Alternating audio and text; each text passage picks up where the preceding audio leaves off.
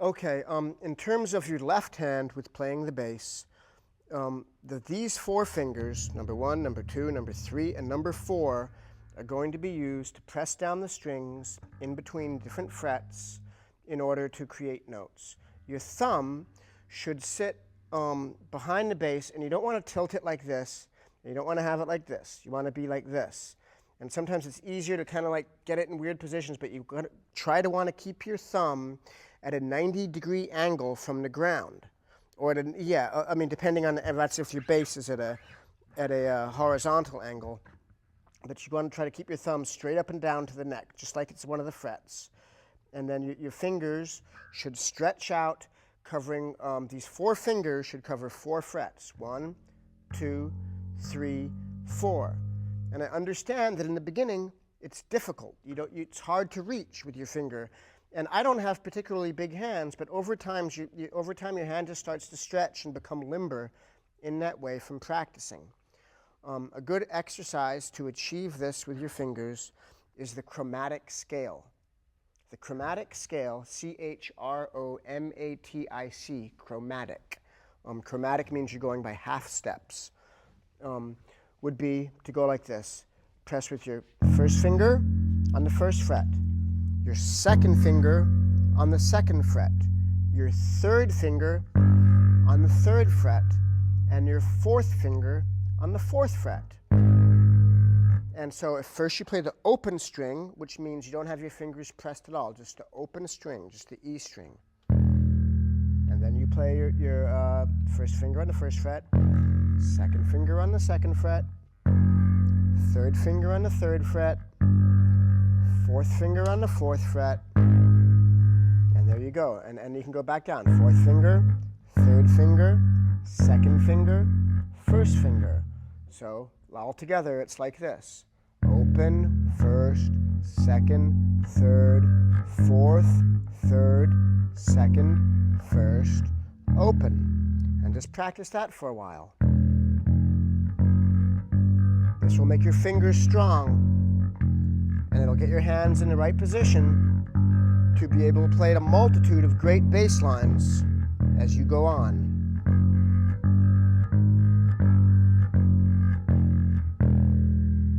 Next, go up to the A string and do the same thing on the A string. Open, first finger, second finger, third finger, fourth finger, third finger, second finger, first finger, open.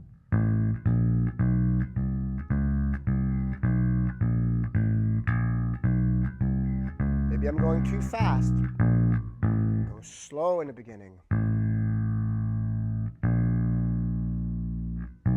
Might hurt your finger, might hurt your hand, might cramp up a little bit. Just take your time. If it starts hurting, stop and then start again. Over time, it will become easy if you keep at it. Bass playing takes a lot of practice.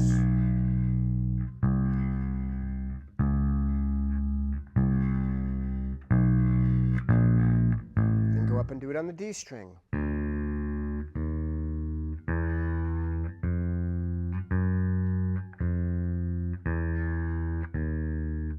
Do it a few times and up to the G string.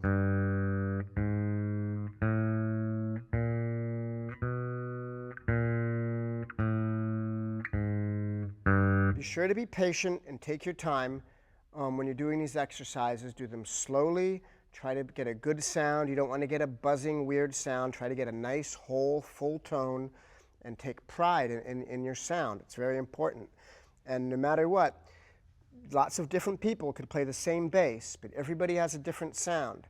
It depends on your nervous system, depends how hard you hit it, depends what type of person you are, but everyone has a different sound. One guy can go like this, and it sounds one way. Another guy can go like this, and it sounds another way. Everyone's got a different feeling, and everyone has a different way. But so you want to concentrate on your sound, get a full sound, and work that chromatic scale to make your left hand strong.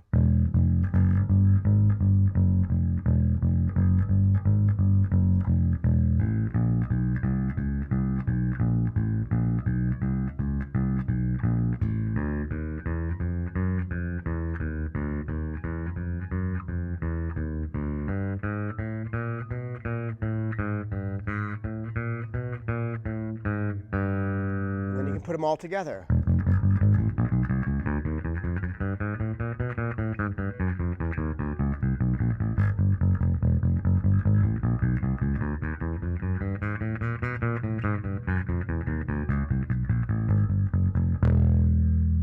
The chromatic scale is a great way to exercise. Use all your fingers and get strong.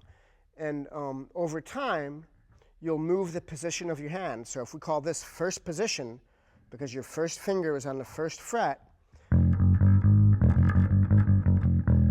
then if you went up to here, to the fourth fret, you could call that the fourth position, because your first finger would be on the fourth fret, and you would do the same thing over here. Okay, so but we're going to start off for this lesson staying in the first position and doing like we just did.